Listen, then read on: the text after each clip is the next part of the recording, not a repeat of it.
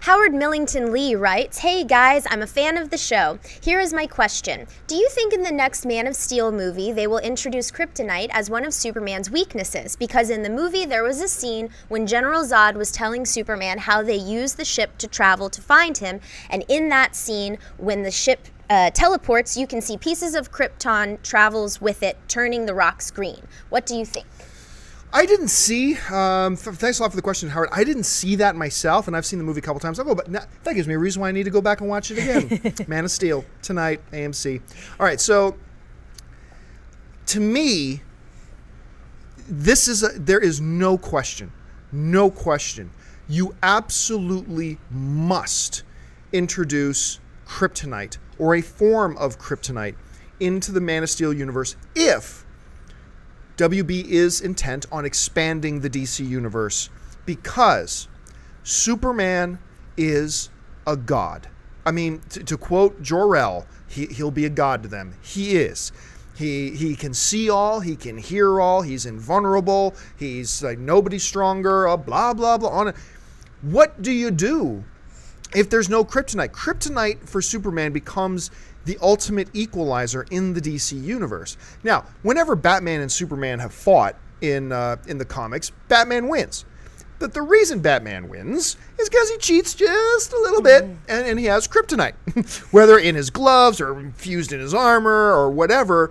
And of course, Batman is the one guy Superman trusts enough to give Kryptonite to, just in case he goes crazy. And there's great story stuff there, great story stuff with the characters. But really, how can Lex Luthor, even with his battle suit, how can Lex Luthor fight Superman if there's no Kryptonite?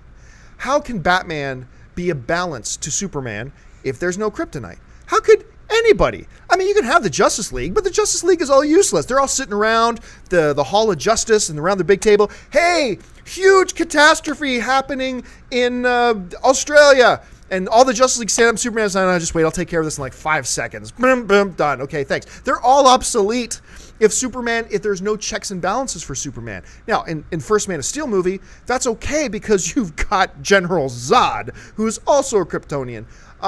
But if in the next movie, if you're just going to go with the route of a Metallo, well, I mean, there's some villains who absolutely need Kryptonite, but maybe if you go the route of a Brainiac or I don't know, there's several other characters you can go with. I think you have to at least introduce it. Make it rare. Don't go off on well, there's blue Kryptonite and gold Kryptonite and fuchsia Kryptonite and rainbow color Kryptonite. Don't do any of that. Just Kryptonite. And if you do that, it has to at least be introduced because Man of Steel Superman needs some form of check and balance to remain interesting. Dennis, how do you see it? I would put money on the fact that Kryptonite will be introduced in the second one. I mean, we even have hints of it. But besides what he mentioned, we had Lois Lane going when Superman was going to go take down that one terraforming machine. She was like, "Oh, remember, you get weak when you get near that machine." And it's like, okay, they're hinting at Kryptonite. I'm wondering if they're going to go the Smallville route though, where all of a sudden you get these like villains that are like born of Kryptonite, the radioactive green stones. Yeah. I'm interested to see. I mean, obviously Lex Luthor won't be one of those, but maybe some of the other villains that they introduce will have that effect. It's possible. If you like this video, be sure to hit the thumbs up button, and don't forget to subscribe to our AMC Movie News YouTube channel. It's free, and we bring you all the latest movie news as well as our daily AMC Movie Talk Show. You can also follow us on Facebook and Twitter, where you can find out about all the latest prizes, giveaways, and special contests.